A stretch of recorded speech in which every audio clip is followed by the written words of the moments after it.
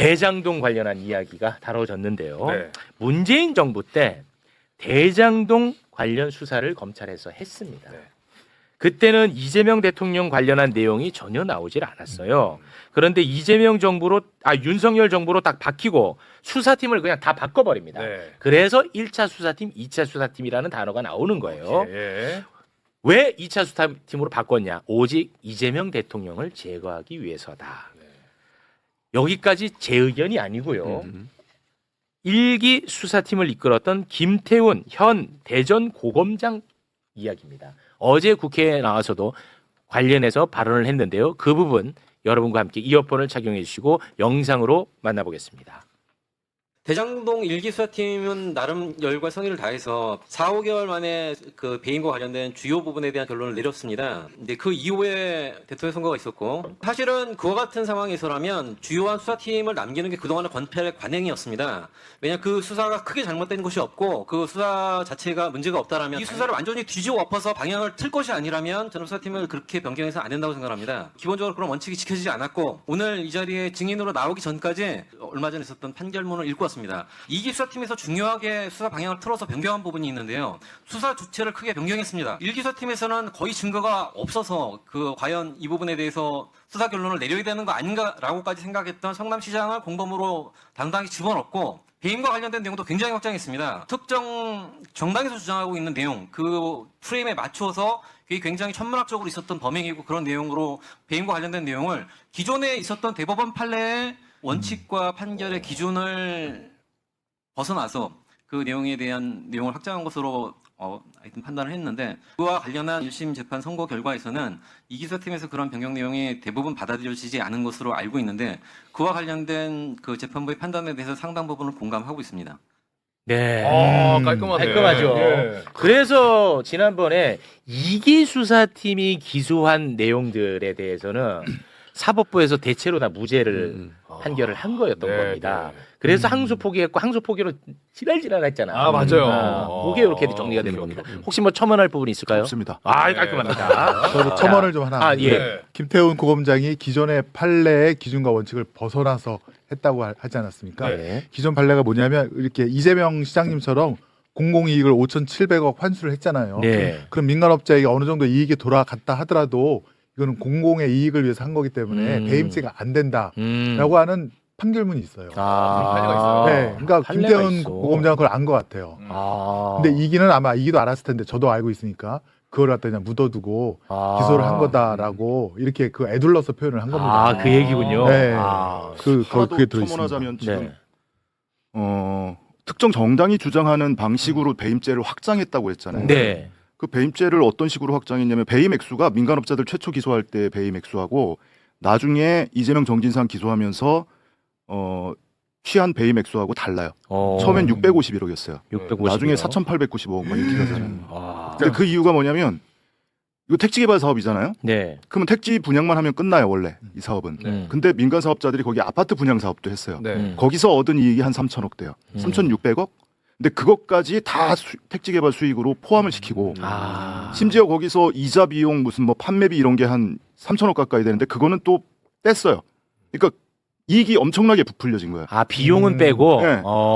그렇게 하고 나니까 수익금이 9,600억이 넘고 아. 거기에서 하나 더 성남도시개발공사가 그 이익의 70%는 가져갔어야 한다. 그 70%라는 기준은 어디에도 없는 기준이에요. 검찰이 자의적으로 상상으로 만들어냈어요. 네. 그렇게 해놓고 그 차액 한 5천억이 배임이야. 이렇게 만들어버린 거예요. 그러니까 무한 확장을 한 거예요, 실제로. 아, 법원에서도 인정이 안 됐어요, 이건. 배임이라는 게 이게 확정이 되려면 사실은 금액이 확정돼야 되는데 이게 부동산 상황이 좋아가지고 땅값이 올라서 이렇게 이득을 본 것을 그렇죠. 그 당시 인허가 할 때 미리 예측하고 다 환수했어야 된다. 이게 바로 검찰의 논리고 만약에 오케이. 이 땅값이 떨어져서 낮춰졌다. 그러면 배임이 아니고 땅값이 오르면 배임이고 이게 정말 말도 안 되는 불확실한 상황에 지금 이 사건을 맡겨놓고 기소를 한 겁니다. 아, 그 너무 얘기를 좋아. 지금 김태훈 고검장이 지금 하고 있는 거고. 아, 검찰이 야, 하고 있는 거고. 깔끔하다. 진짜. 고맙습니다. 예. 세 분 같이 다니세요, 항상. 아, 됐어. 이제 깔끔하다. 중복되는 이야기 없이 탁탁탁. 됐습니다. 자, 요 이제 됐죠. 짜고 나온 것도 아니고. 자, 2기 수사팀은 대장동 업자들을 회유와 협박을 통해서 이재명 대통령으로 연결시키는 고리를 만들려고 했던 거예요. 이기에서. 예, 이기 수사팀이 그런 과정 속에서 남욱의 배를 가른다 뭐 한다 이런 얘기가 나왔다는 거야. 됐죠? 네. 자, 그래서 남욱이 어제 나왔거든요. 네. 이것과 관련해서 남욱에게 물어봤어요. 그래서 남욱이 이것과 관련해서 답을 한 게 있는데요. 그 장면 영상으로 보고 오겠습니다. 전체 구치감 숫자가 55개로 이제 알려지고 있는데 정인이 혼자 유일하게 55개 중에 한 개의 방을 쓰고 있었습니까? 그렇습니다. 잠을 못 잤습니다. 뭐 검사님이 뭐 여러 가지 얘기를 밤에 하셔서 잠이 안 오더라고요. 뭐 거의 밤을 샜습니다. 그게 언론에 알려진 정일권 부장검사한테서 들었던 그 말 때문에 잠을 못 자신 겁니까? 네, 그렇습니다. 정일권 부장께서 본인이 배를 갈라서 장기를 다 꺼낼 수도 있고 그다음에 환부만 도려낼 수도 있다. 우리의 이제 그게 권한이다. 하면서 애들 사진 보여주셨고 애들 봐야 하지 않겠냐. 여기 계속 있을 거냐. 그다음에 마지막 얘기가 우리 목표는 하나다. 내려가서 잘 생각해봐라. 그 목표는 하나다라고 검사가 말을 했다는데 거기에 대해서 좀 더 보충 설명해 주시겠습니까? 이 사건이 재수사가 이루어진 이유는 그 이재명 대통령을 기소하기 위한 거는 누나 다 알고 계실 겁니다. 대장동 사건은 어떤 상황이 되었든지 간에 이재명 대통령은 기소가 되셨을 겁니다. 2차 조사를 하면서 다 이거 이재명이 시켰지. 거의 조서를 보시면 나와 있습니다. 저한테도 이거 이재명이 시킨 거 아니냐. 잘 모른다. 시장이니까 시켰겠지. 그러지 않았겠냐. 나중에 이제 말씀드릴 기회가 있겠지만 유동규 본부장 같은 경우는 마지막엔 이제 거짓말들을 하기 시작합니다. 됐죠. 예. 네. 자, 그러면 검찰이 구체적으로 어떻게 수사를 조작했는지 지금부터 보도록 하겠습니다. 네. 성남도시개발공사 기획본부장이 바로 유동규입니다. 네. 이 유동규가 철거업자에게 빌린 3억의 돈을 갚아야 되는 상황이었어요. 유동규가 네. 하도 그 독촉을 하니까 네. 자기가 빌린 게 있어. 그러니까 이 유동규가 남욱한테 이 3억을 빨리 좀 나 상황이 이러니까 이거 못 갚으면 나도 이 자리를 유지 못해. 그럼 너네 사업도 내가 못 도와줘. 네. 라고 해서 남욱으로부터 3억을 받아서 유동규가 철거업자에게 3억을 갚습니다. 갚아요. 예. 실제로. 예.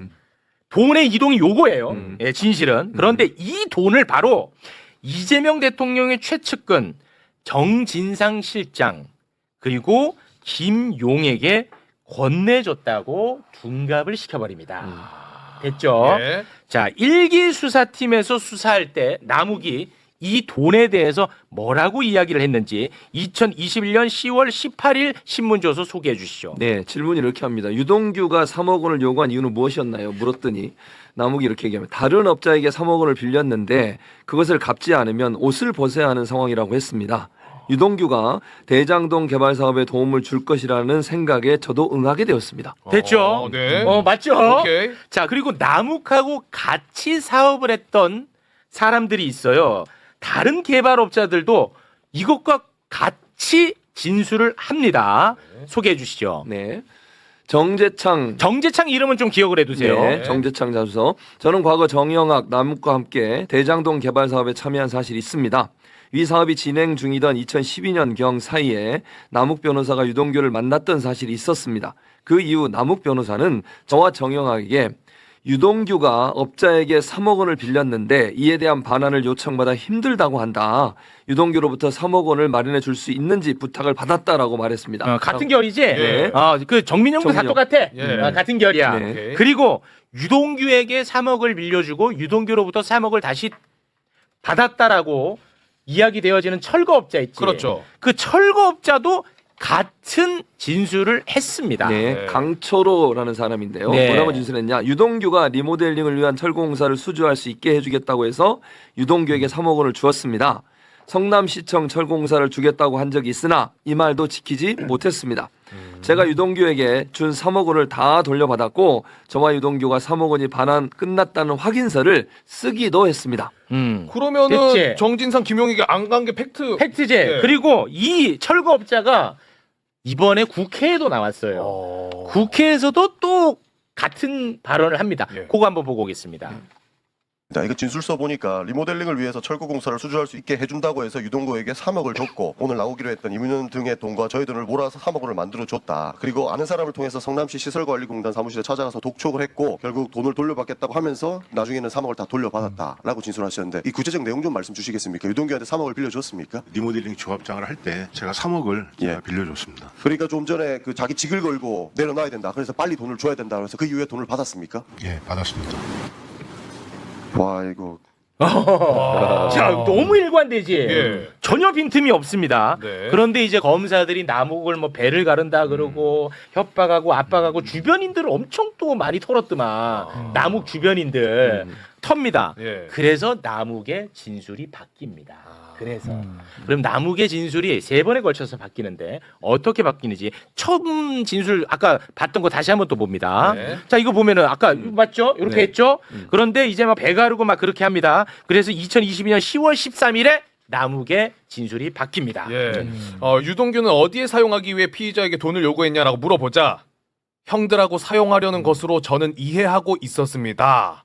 로 바뀌고 형들은 누구를 의미하냐 물어보니 정진상 김용을 의미합니다. 이렇게 이제 바뀌게 되는 겁니다. 물론 남욱은 이 진술도 이제 다시 바로 잡습니다. 예, 그거까지만 한번 볼까요? 2025년 9월 19일 법정 진술로 유동규가 정진상과 김용에게 돈을 전달했다는 것은 2013년 당시가 아니라 2022년 이후 수사 과정에서 검사를 통해 그렇지. 다 처음 들은 사실이다. 빈틈이 없죠. 예. 자, 아니, 이제 너무 빈틈이 없으신데요. 깔끔하죠? 저희가 준비한 것을 이렇게 어떻게 다 소화를 하셨는지. 야, 대단하십니다. 이보다 더 깔끔하게 정리할 수 있는 야. 사람은 없습니다. 제가 이해하면 끝난 겁니다. 끝난 거야. 제가 이해하면 끝난 거야. 끝나. 이게 좋아. 저희가 철거업자나 고철업자한테 좀 집중을 했던 게 사실은 이 사건이 터지고 나서 성남시에서 근무했던 분들의 약간 얘기가 있었습니다. 그 당시 그 약간 업계 분들이 그 유동규가 근무하는 곳에 찾아와서 돈을 달라고 행패를 부린 적이 있다라고 했습니다. 그랬어요. 근데 그 소문을 타고 가보니까 이게 철거업계랑 고철업계 이쪽 사람들이고 거기서 아마 유동규한테 돈을 줬을 것이다. 이런 소문이 사실은 있었었어요. 근데 이제 그것을 찾기 위해서 저희가 정말 백방수소문 하다가 드디어 이제 고철업자 그 담당자를 찾아서 이 진술을 받아내게 된 거고 사실은 이 남욱 진술이나 주변인들 진술 모두도 처음에는 다 업자들한테 돈을 빌렸다라는 것이고요. 그러니까요. 녹취록을 잘 들어보면 유동규가 돈을 달라고 정말 닭달을 합니다. 맞아요. 닭달하고 맞아요. 그걸 남욱이 뭐 저런 놈이 다 있냐고까지 맞아. 할 정도로 막 그렇게 하는데 사실은 뇌물을 받는 입장에서는 약간 뒷짐 주고 한번 너 성의 좀 보여봐. 이런 식으로 나오고 그거를 이제 형들 갖다 줄 거였으면 전혀 그래 닭달할 필요가 없었었는데 정말 어떻게 보면 그 당시에 유동규가 잠깐 뭐 화면에도 보였지만 그 철거업자나 고철업자 분들에게 좀 압박을 받고 있지 않았을까. 저희가 그렇게 이제 상황을 보고 있습니다. 그렇습니다. 빈틈이 없잖아. 그러네. 요거 하나만 그 남욱 씨가 진술을 변경하게 된 게 근데 수원 대북송금 사건처럼 검찰청 같은 방에다가 유동규와 남욱을 몰아놓고 유동규가 남욱한테 계속 너 내가 옛날에 얘기했는데 너 들었잖아. 왜 지금 모른 척하냐. 이렇게 계속 압박을 했답니다. 네. 그 유동규는 그 대가로 자기가 뇌물 받은 것을 검찰이 덮어주고 근데 돈이 흘러가는 통로로만 전달자로만 싹 이제 형이 그러니까 이놈들이 강해지게 보면은 되는 우리가 지금 대북송금도 다뤘고 대장동도 다루잖아요. 네. 검사들이 뭐 그동안에 수사 잘한다고 뭐 그랬잖아. 얘네들은 나름대로 매뉴얼이 있는 것 같아. 이게 구조가 너무 똑같아요. 진술쌤이나 비슷합니다. 네, 한 방에 이게 모든 사건마다 똑같죠. 지금 뭐 쌍방울 사건도 그렇고 대장동 사건도 그렇고 지금 서해 피격 사건도 그렇고 똑같아. 완전 구조가 똑같습니다. 그렇습니다. 시스템화돼 있는 것 같아요. 시스템 이게 이제 내가 매뉴얼화 돼 있다고 보는 거예요. 자 그리고 또 다른 조작 수사 어떤 식으로 진행됐는지 그것도 한번 보겠습니다. 네. 결정적 증거로 활용됐던 게 이제 정영학 녹취록입니다. 이건 뭐 다들 아시죠? 그런데 정영학 녹취록이 어마어마하게 방대하거든요. 그 방대한 녹취록을 봐도 이재명 대통령에 대한 이야기는 단 한 줄도 나오질 않아요. 이거는 뭐 누구나가 다 인정하는 겁니다. 녹취록이 존재하니까. 네. 그런데 그것을 조작해서 이재명 대통령과 연결을 지어버립니다. 개발업자 아까 정재창 내가 이름 기억해두라고 했지. 네. 업자 이름이야 정재창. 네. 개발업자 정재창을 정진상 실장님으로 둔갑을 시켜버립니다. 우리가 이거 많이 다뤘었죠. 맞아요. 자 어떻게 둔갑을 시켰는지 우리가 많이 다뤘던 그 녹취록을 두 가지를 좀 비교해서 좀 띄워주시겠습니까? 먼저 남욱이 원래 정의학 버전의 녹취록은 이렇게 돼 있어요. 그랬더니 인상을 빡 얼굴이 빨개 갖고 들어와요. 그래 갖고 한 잠깐 이야기하고 있다가 그냥 좀 없었던 일처럼 하더니 이제 재창이 형 얘기를 꺼내더라고요. 이게 원래 있던 녹취록입니다. 재창이 형. 근데 이걸 정재창. 검찰에서 녹취록을 바꿉니다. 남욱이 이렇게 그랬더니 인상을 퍽 얼굴이 뻘게 갖고 들어와요. 그럼 정의학이 예라고 얘기하고 남욱이 그래 갖고 한 잠깐 이야기하고 있다가 그냥 없는 그냥 없었던 일처럼 했더니 야 이게 제대로 읽으려야 돼. 아니 무슨 연기 오디션 오셨어요? 진짜. 그랬더니 정의학이 예라고 얘기해. 연기 오디션이냐 이게 왜 기억이 살았어. 남욱이 이때 이게 이 얘기예요. 남욱이 이제 실장님 얘기를 꺼내더라고요라고 하면서 이름을 바꿉니다. 그렇습니다. 왜냐 정진상 실장으로 연결시켜야 되니까. 그런데 어제 이거 재밌었어요. 어제 대장동 2기 검사들이 국회에 나왔는데 2기 검사들 그러니까 이렇게 만들어 놓은 놈들이지 예. 그들에게 듣기 평가를 실시를 합니다. 너네가 직접 한번 들어보고 얘기해봐라. 야, 나 이거 진짜 재밌더라고. 예. 나는 진짜 궁금했어. 이게 녹취가 있잖아. 우리도 많이 들었잖아. 맞아요. 요거를 딱 띄워주고 너네 어떻게 들리냐 했을 때 나는 얘네들이 어떻게 반응할지가 진짜 궁금했어. 진짜 그냥 철면피로 아이씨 그냥 실장으로 밀어버릴까? 이럴까? 김은혜처럼 밀어버릴까? 네. 그럴 수도 있고 그럴 수도 아니면 재창이 형으로 들린다라고 할까? 네. 나 이거 궁금했어요. 네. 검사들의 선택은 함께 보시죠. 우리 대장동 검사들 다 나와줘 보세요 한번. 잠깐 얘기 나고 있다가 그냥 좀 그냥 없었던 일처럼 하더니 이제 재창이 형 얘기를 꺼내더라고요. 네, 전 주한지 검장님. 이게 실장님으로 과연? 들립니까? 뭐로 들립니까? 말씀 한번 드리겠습니다. 아니 일단 뭐로 들리냐고요? 지금 재창이 형으로 들립니다.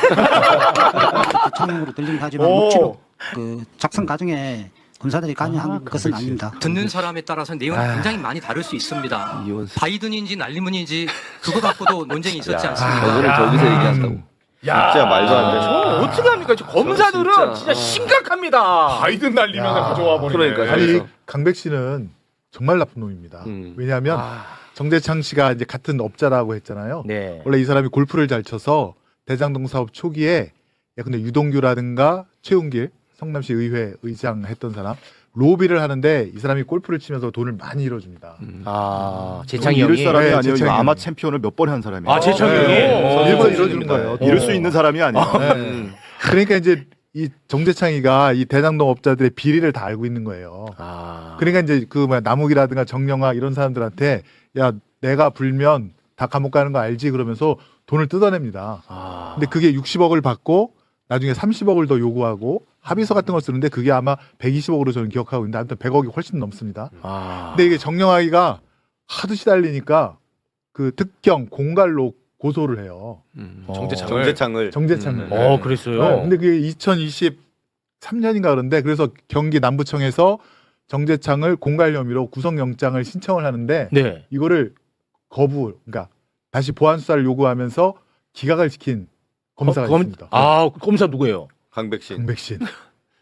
와, 이놈의 이렇게 강백신이에요. 정재창에 대한 수사를 무마시켰죠. 그래서 본인들은 처음에 보안 수사를 요구하고 그다음에 이제 영장을 그다음에 결정하겠다고 했는데 그게 2023년 6월경이거든요. 2년 6개월 동안 정재창에 대해서 아무런 결정을 안 내립니다. 그 강백신 그놈은 재창이 형을 누구보다도 잘 아는 사람이네. 알고 있는 거예요. 제가 볼 때는 알고 있어요. 이 녹취록에 재창이 형이 있다는 거를. 모르는 놈이 아니에요. 이거 대박이다. 방송에서 자꾸 노미하고 있습니다. 열받으니까. 와. 그런데 저기 나와서 뻔뻔하게 그러지 않습니까? 지금 자기가 녹취록에는 검사들이 관여 안 했다고. 와. 진짜 나쁜 놈입니다. 와, 강백신은 진짜 이름이 언제나 튀어나와요. 저는 강백신 검사는 거의 친구 같아요. 너무 오래 봤어요. 한 7년째 법정에서 계속 나왔으니까. 과거에 조국 정경심 교수 때부터. 그때도 강백신이야. 송경우도 그때. 오형돈 다 그때 투입된 멤버들이에요. 저는 실물은 요번에 봤는데 젊었을 때 사진이 원래 돌았잖아요. 머리숱 많은. 그래서 처음에 보고 딴 사람인가 좀 그런 생각을 했었어요. 이런 얘기는 좀 적절하진 않은데 저는 강백신을 이름으로만 계속 들었고 누군지를 몰랐어요. 근데 최근에 이제 국회에 나오잖아요. 저는 강백신 이름만 듣다가 처음 봐가지고 너무 놀랐어. 강백신이 나는 뭐 초대 검찰총장인 줄 알았는데 이 얼굴만 딱 보고 너무 나이가 있어 보여. 근데 이분이 73년생이야. 나이가? 그래요? 젊어. 저보다 한 2살 어려요. 어려요? 어려요? 근데 강백신 검사가 이 법정에서 구형하거나 할 때, 형량 구형하거나 할 때 자주 쓰는 말이 있어요. 당랑거철. 피고인들이 사막이. 아니라고 막 반박하고 무죄 증거 들이대고 이러잖아요. 그거는 이 대세에 아무런 영향을 못 끼치는 거야. 당랑거철이라는 게 큰 수레바퀴 앞에 있는 사마귀를 얘기하는 거잖아요. 근데 이번에 국정조사 보면서 오히려 그 말을 되돌려주고 싶더라고요. 어제 막 큰 소리 치고 하는 거 보면서 맞아요. 너 그거 당랑거철이야. 역시 현장에서 싸웠던 분이라 다르네. 괜찮았어요? 이거 괜찮아요. 울림이 있었습니다 지금. 다음엔 알려주세요. 저희가 질의할 때 딱 써먹으면 야 진짜 근데 왜냐 이자들은 단 한 번도 견제받아 본 적이 없어요. 처벌받아 본 적이 없고. 그러니까 지금도 저렇게 까불 수밖에 없는 겁니다. 악쓰고 막. 그렇습니다. 어떤 식으로 이제 조작이 됐는지 잘 정리가 됐죠. 네네네. 친구한테 설명까지 가능하겠죠. 그럼요. 그렇습니다. 자 그러면 검찰의 회유와 협박에 넘어가서 검찰에게 협조적으로 하면 어떤 특혜를 받았는지 한번 좀 보고 가겠습니다. 이렇게 함으로써? 그렇습니다. 예. 그게 이제 유동규거든요. 유동규가 어떤 편의를 제공받았는지 좀 설명 부탁드립니다. 아까 뭐 김승호도 잠깐 말씀하셨는데 원래는 뇌물수수자거든요. 그럼 무기 또는 10년 이상의 징역을 받아야 되는데 이걸 정치자금 단순 전달자로 바꿔가지고 집행유예를 해줬어요. 와, 집행유예. 네. 두 번째, 정치자금 부정수수 공범으로 기소가 됐는데 이걸 항소심까지 무죄가 나왔어요. 그러니까 제대로 검찰이 대응을 안 한 거죠. 그리고 마지막 구속영장. 이것도 석방되고 편의 제공돼서 영장 청구를 하지 않았어요. 그러니까 이 자체로 사실은 유동규에 대한 혜택을 엄청나게 검찰이 준 거죠. 자기들 말에 듣고 회유를 당해서 그 말대로 행동을 하니까 이런 혜택을 주는 거예요. 그렇습니다. 의원님. 아까 뭐 요거 뭐 그대로 이 시나리오대로 흘러갔고요. 정재창의 경우에도 사실 그 3억 원이 사실은 유동규가 개인적으로 철거업자한테 빌려서 쓴 거를 알고 있지 않습니까? 네. 근데 정재창을 예컨대 공갈로 구속해서 기소를 하면 정재창이 사실을 말할까봐. 그래서 막은 거. 그래서 막은 거예요. 아예 못 올라오게. 정재창한테 선물을 준 거예요. 거짓말할 대가의 선물을. 그래서 막은 거예요. 그래서 2년 6개월 동안 대장동 재판 끝날 때까지 아마 처분을 안 할 겁니다. 그리고 꼬링 시키면 정재창 또 무혐의로 봐줄 겁니다. 네. 수법이 똑같아요. 진짜. 그러니까 협조하면 이렇고 협조하지 않으면 주변 사람들 다 툽니다. 접어놓고. 네. 그러니 협조 안 하기가 어렵잖아. 그런 사례를 우리 김승원 의원님이 김동아 의원님이 하나를 더 이야기를 합니다. 요거 아주 흥미로운데요. 호반건설 대표하고 전무가 대장동 업자들과 한 팀을 이뤄 가지고 수백억 원의 부당이익을 얻은 혐의를 받고 있습니다. 호반건설 대표하고 전무. 그런데 검찰이 조사를 안 해. 이 대표 전무를 지금까지도 안 해. 지금까지도 안 합니다. 그런데 서울신문의 사주가 호반건설입니다.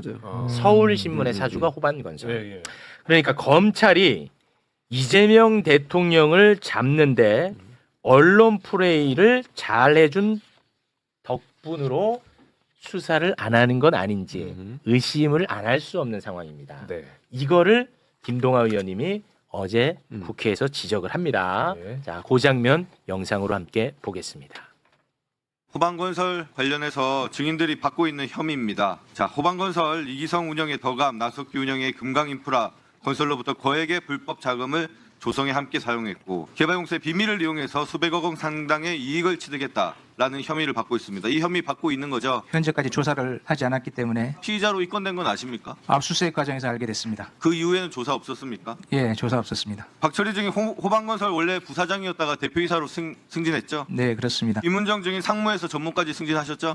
네, 그렇습니다. 이렇게 피혐의를 받고 있는데도 승진을 잘하셨는데 이렇게 승진이 잘 된 이유가 뭔가요? 혹시? 회사 경영상 판단이기 때문에 제가 말씀드리는 건 다음 보시죠. 정영학 메모에 구체적으로 불법 비자금이 어떻게 조성됐는지 나옵니다. 호반건설과 금강인프라건설에서 이기성에게 모인 총 50억 원이 남욱에게 넘어갔고 남욱이 차명 계좌를 거쳐 이 중 8억 3천만 원을 김만배에게 넘깁니다. 이렇게 증인들이 대장동 일당들의 횡령과 뇌물에 적극적으로 가담한 공범들인데 왜 아직까지 기소나 제대로 수사가 안 되는지 모르신다는 거죠? 저희는 전혀 횡령이나 공범 다음 화면 보시죠. 호반건설이 지금 서울신문 사주시죠? 네, 그렇습니다. 지금 서울신문에 지난 윤석열 정부에 내놓은 사설들입니다. 이 대표 배임 뇌물 실체 철저히 가려 법치 바로 세워야. 이재명 무능력자 심사 응할 것이라고 했더니 방탄꼼수일 뿐이라. 방탄꼼수. 와. 검찰이 유출 아니고서는 알 수 없는 단독 기사가 계속 나옵니다. 수사 정보 유출해서 이렇게 서울신문 자회사 통해서 단독 기사 쓰고 윤석열과 검찰의 입에 맞는 사설들을 써가면서 호방건설 봐주기 수사하고 그 대가로 서울신문이 계속해서 검찰의 나팔수 역할을 합의한 거 아닙니까? 그래서 본인들에 대한 수사 진행 안 된 거 아닙니까?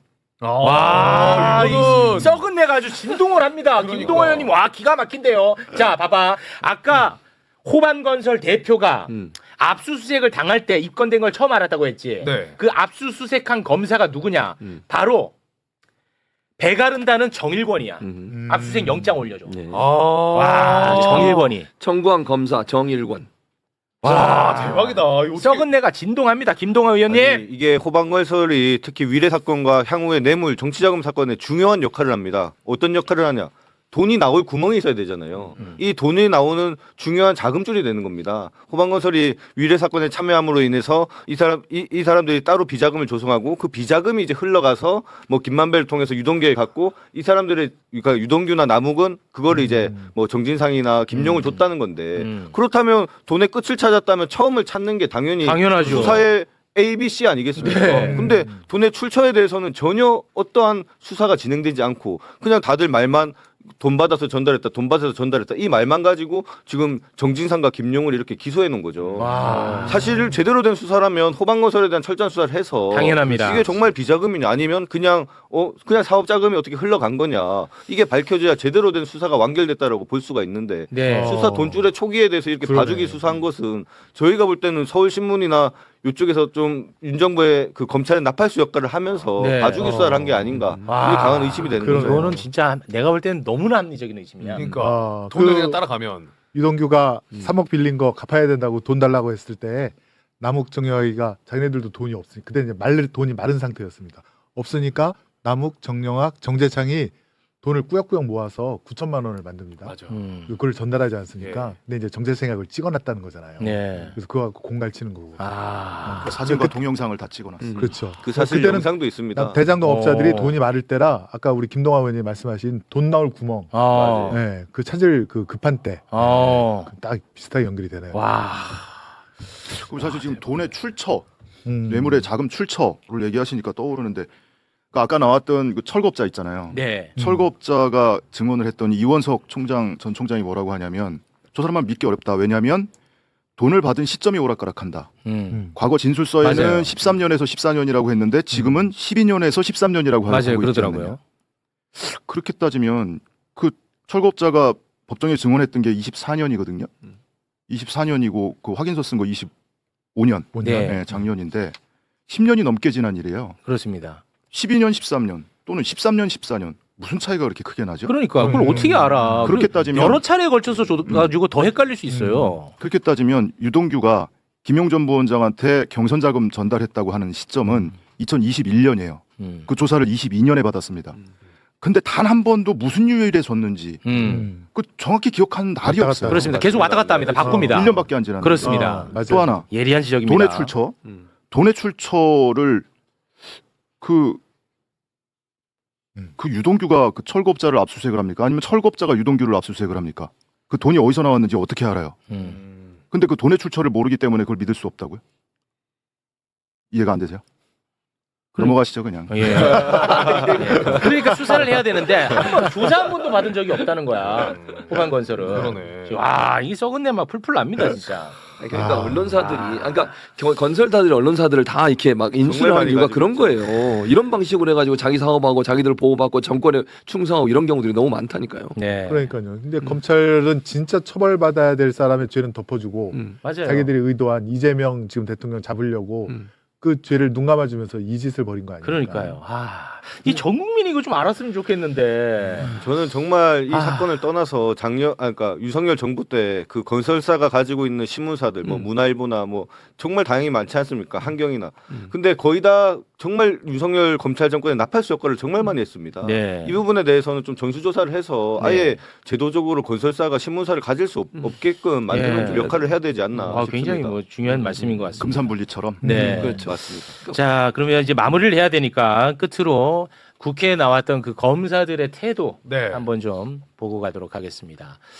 이자들은 지금 생중계가 되고 있고 국회의원 앞에서도 고압적입니다. 국민들이 다 보고 있는데. 다 보고 있는데.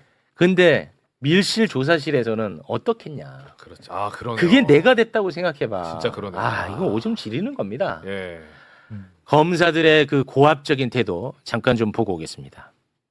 그래서 압수조서에 피의자 이재명이라고 넣었군요. 그거하고는 이분과 아무런 강백신 무관한 것입니다. 강백신 그래서 증인 저희들은 그 부분에 대해 설명을 지난번에 이야기했지만 설명을 드리는 것입니다. 그래서 위원장님.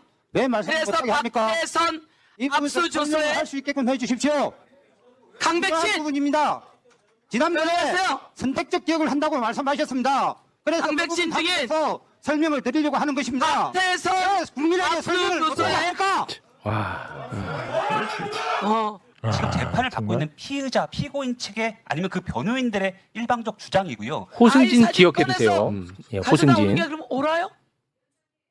그 위원장님, 저희는 남욱의 진술, 유동규의 진술을 일방적으로 절대 믿지 않고요. 자, 무슨 아주 검사다워요. 그동안 무슨 형식으로 했는지 다 보여요. 들어가세요. 10초만 주시면 그 아이들 사진 부분 말씀드리겠습니다. 저는 그 부분 굉장히 우려가 됩니다. 김용 유동규가 수수자 측이다라고 해서 상고를 해놓은 상태인데 만약에 진짜 이게 대법원에서 저희 주장이 받아들여진다면 이 의원님들 나중에 어떻게 하시려고 안 받아들여주면 너 어떡할 거야? 근데 오히려 너무 지금 재판 중인 사실에 대해서 그렇게 말씀하시니까 그게 대법원 재판에 영향을 미칠 것 같아서 매우 사실은 걱정이 됩니다. 와, 저 진짜. 호승진 누구야, 저? 자, 호승진 내 기억해 두라고 했잖아. 예. 검찰이 이재명 정부를 얼마나 우습게 생각하는지 내가 한 사례를 좀 들려드리겠습니다. 이재명 정부는 인수위가 없이 시작한 정부입니다. 그렇죠. 그래서 정부가 출범하고 나서 인수위 차원의 국정기획위원회라는 걸 만들었어요. 거기에서 각 부처의 업무 보고를 받습니다. 그렇지 않습니까? 그러면은 이재명 정부의 철학에 맞는 업무 보고가 와야 돼. 그런데 검찰도 업무 보고 해야 될 거 아니야. 검찰에서 업무 보고로 하라고 보낸 놈이 누구냐? 호승진을 보냈어. 검찰이. 맞아. 이거는 이재명 정부를 완전히 진짜 우습게 생각한 겁니다. 그래가지고 와가지고 업무 보고 하는다고 한 말이 뭐냐? 수사 기소 분리는 잘못된 것이라는 걸 업무 보고를 해. 이재명 정부의 국정 철학을 아는데 일부러 얘를 보내가지고 완전히 그냥 우롱한 거야. 얼마나 이재명 정부를 우습게 합니까? 대박이다. 지금 변호사지. 그때는 지금은 이제 변호사지만 그때는 검사였고. 호승진이가 그 민주당 당사 압수수색 할 때 쳐들어온 놈입니다. 쳐들어간 사람이야. 맞아요. 그 놈입니다. 그게 호승진이야. 검찰에서 걔를 우리 민주당 정권에다 보냈다. 얘를 민주당 정부를 보낸 거야. 일부러 그런 거지. 뭐 압수수색하러 또 보냈나? 나는 그때 진짜 말도 안 됩니다. 와, 저는 그거 처음 알았네. 우리 빨간님께서 잘 아시겠지만 호승진 검사가 법정에 나와선 저거보다 더 합니다, 사실.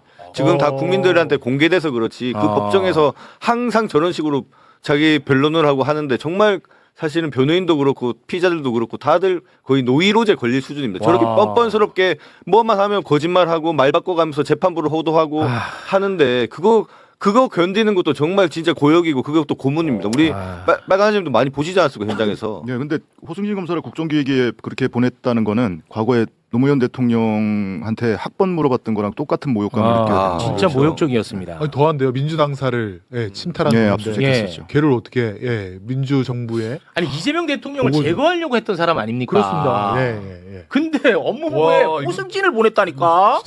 근데 사실 김동아 의원 잘 아실 텐데 김용전 부원장 구글 타임라인 있잖아요. 그거 증거 채택하면 안 된다고 믿을 수 없다고 했던 게 호승진이거든요. 그래요? 근데 호승진이 과거에 최순실 국정농단 사건 특검팀에 있을 때 자기가 박근혜 비선 의료 입증한다고 그 비선 의료 행위를 한 사람의 구글 타임라인을 증거로 제출했던 사람이 저 사람. 호승진이야? 근데 이번에는 그거 하면 안 된다고. 믿을 수 없다 그러고. 법원 감정까지 다 거친 거를 믿을 수 없다고. 근데 이 사람이 많이 언급이 안 되는 것 같은데. 그게 저희는 사실은 실력은 없다고 봐요. 그냥 앞에서 말만 저렇게 하지 실제 그 조작하고 하는 것들은 강백신, 어미준, 정일권 그리고 정일권이 그런 검사들이 하고 저기는 항상 말만 저렇게 하는데 호승진 검사가 어떤 역할을 했었냐면 그때 정진상 실장을 조사할 때 그 변호인이 조금 한 10분 늦게 갔습니다. 그 10분 늦게 간 찰나에 정진상 실장 면담한다고 불러서 그걸 또 회유를 하려고 했다고 그러더라고요. 호승진이? 네. 정진상 그때 실장은 변호인이 자기는 이제 회유 당하는 척을 아마 하려고 좀 무슨 얘기를 하나 들어보려고 했는데 변호사가 그때 이건태 의원이 변호사할 때인데 너무 빨리 와서 자기가 아쉬웠다 그런 말씀을 하셨습니다. 그만큼 이제 정진상 실장마저도 유동규처럼 회유할 수 있다라고 그렇게 생각하고 접근을 한 거였죠 그때. 진짜 얼마나 우리를 우습게 봤으면. 이거 전 국민이 알아야 되는데 어떡하냐. 이 매불쇼가 너무 영향력이 없어. 아니 근데 오늘 지금 이 방송과 이 내용은 진짜 널리 좀 퍼져. 전 처음 알았어요. 너무 충격이야. 또 어제 나왔던 내용 중에 사실은 뭐 크게 이렇게 눈길을 사로잡지는 못했을 텐데 워낙 내용이 복잡하고 어려운 내용이라. 맞습니다. 정영학 회계사 민간사업자 정영학 회계사의 변호인이 출석을 해서 그것도 중요하죠. 예, 그 정영학 녹취록만 조작한 게 아니고 정영학이 제출했던 USB에 담긴 엑셀 파일. 그게 이 배임 사건의 본질이거든요. 네. 그 엑셀 파일을 검사가 임의로 숫자를 고쳐서 마치 정영학이 시뮬레이션 했던 것처럼 증거로 제출한 사실. 네. 예, 구체적으로 얘기하면 너무 복잡해질 그렇습니다. 테고. 이게 이제 본질이라고 봉지욱 기자도 요거 얘기하라고 했는데 이게 좀 복잡해가지고. 그랬어요? 네.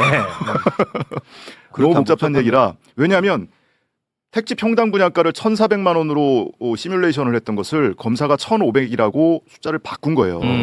근데 1,500으로 할 경우와 1,400으로 할 경우에는 1,400만 원으로 하면 그 사업성 분석에서 관과 민간의 수익금 쉐어가 5대5가 나오는데 1,500만 원으로 입력하면 관의 수익금은 그대로인데 민의 수익금이 확 늘어나서 배임 금액이 엄청 커 보이는 것 같은 효과를 내는 거예요. 심지어 배임이 아닌 것이 배임으로 보이게 만드는 효과. 그걸 엑셀 파일을 검사가 임의로 조작을 해서 정형하게 시뮬레이션인 것처럼 제출을 하고 진술을 받았던 거거든요. 와, 이거 크잖아. 이거는 이게 본질이네. 사실 굉장히 저는 되게 제일 중요한 본질입니다. 예. 검찰 입장에서는 1,400에서 1,500이면 한 100 정도만 바꾸는 거니까 달콤하겠네. 별거 아닌 것 같지만. 그런데 완전히 이제 범죄 구성이 달라지는 겁니다. 그러니까요. 예. 이게 전제가 성남시가 확정이익을 받는다는 전제가 있기 때문에 분양이익이 1,400에서 1,500 늘어나면 어차피 성남시의 확정이익은 고정이고. 그렇지. 그러면 이제 금액이 늘어나면 늘어날수록 민간 사업자가 받을 수 있다. 그걸 이제 배임으로 엮을 수 있지. 얘네들은 원래 1,500으로 하고 그 1,500 기준으로 확정이익을 산정했어야 되는데 1,400 기준으로 확정이익을 산정했고 사실은 1,500이다라는 것을 보여주기 위해서 파일을 조작했다는 거죠. 그렇습니다. 그걸 했던 남재영 검사 어제 증인으로 신청이 돼 있었는데 안 나온 것 같아요. 아마 무단 불출석 했을 걸로. 무단이에요? 아예 불출석 사유서도 안 된 것으로 알고 있습니다. 그래요? 알겠습니다. 이거 전 국민이 좀 제발 좀 알았으면 좋겠습니다. 이거. 근데 개인적으로 궁금한 거는 그 녹취록 재창이 형을 실장님으로 바꾼 그 녹취한 분은 누군지 모르는 거예요. 속기사. 네, 속기사. 그거는 지금 검찰이 밝히지 않고 있어요. 속기사 나오고 있습니다. 어제 가림막 뒤에 속기사 한 분이 그 사람 아니에요. 있긴 있었는데 다른 분이라고. 지금 아무튼 그거 어떻게 할 거예요? 그래서 근데 속기사는 뭐 불러봐요. 어차피 본인도 여기에 참여한 사람이니까 뭐 진실을 얘기하겠습니까? 어제 김태훈 검사장이 얘기했는데 녹취록은 사실은 참고 자료입니다. 핵심적인 것은 녹음 파일이고요. 그럼 검사가 그 녹취록을 사용하기 위해서는 녹음 파일을 들어본 다음에 본인의 판단하에 녹취록을 제출하는 게 원래 수사의 원칙입니다. 그럼에도 불구하고 본인들이 그냥 녹취록에 있으니까 몰랐다. 이것은 성립할 수 없는 얘기고요. 그렇습니다. 특히나 그 구속영장 신청 단계에서는 우리 변호인들한테 아예 녹취 파일 자체도 제공이 안 됩니다. 안 된 상태에서 저런 녹취록만 판사한테 짱짱짱짱이를 보여주면 그 판사가 당연히 그 녹취록만 보고 써져 있는 대로 구속영장을 칠 수밖에 없는 거죠.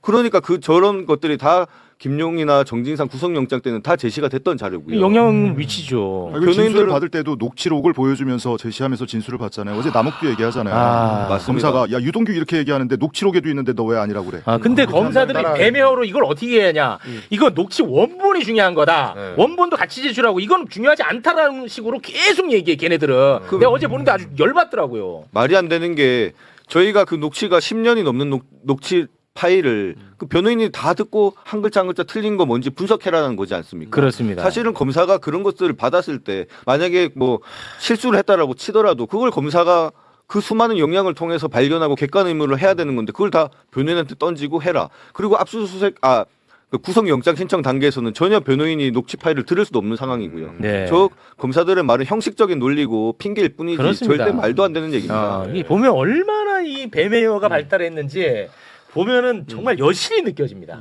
100번 양보해서 뭐 위례신도시처럼 청취불능으로 점점점 돼 있던 것을 위더러시. 들어보니 뭐 잘못 들었어. 이거는 100번 양보해서 그렇다 그럴 수 있다 치는데 재창희형이라고 정확하게 돼 있는 것을 삼음절의 실장님으로 바꿔서 정진상을 표적 삼은 거 아니에요? 그렇습니다. 그걸 어떻게 실수라고 할 수가 있어요? 그렇죠. 의도죠. 아, 무섭다 근데. 무서워. 진짜. 그게 핵심이야. 예. 내가 뭐 대단한 정의감 때문에 여기 열내는 게 아닙니다. 진짜 무섭다. 이게 내가 될 수 있기 때문에 화를 내는 거예요. 호승진 꼭 기억해야 돼. 호승진 좀 기억해. 아니, 그러니까 김용 전 부원장 얼마나 억울하겠어.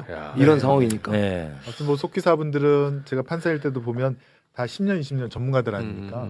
좀 아주머니들도 많이 계시거든요. 근데 굉장히 청각도 발달해 있고 이걸 놓치지를 않습니다. 거의 실수가 없습니다. 왜냐하면 네. 또 그 실수하면 과태료인가요? 모두 늘고 그래요? 자기 자격도 박탈되니까 지금 이거는 분명히 검사의 정치 검사의 의도가 들어갔다라고 네. 밖에는 볼 수밖에 없습니다. 알겠습니다. 자, 오늘 아주 정말 방송 잘 빠졌다. 그치? 예, 진짜로. 아니, 잘 진짜. 빠졌어. 진심으로. 잘 빠졌어. 네. 자, 세상에 좀 많이 퍼뜨려 주시길 바라겠습니다. 저작권 전혀 없습니다. 막 퍼날라 주시기 바라겠습니다. 오늘 너무나도 큰 역할을 해주신 세 분께 뜨거운 박수로 끝인사 전해드리겠습니다. 세 분 대단히 고맙습니다. 고맙습니다.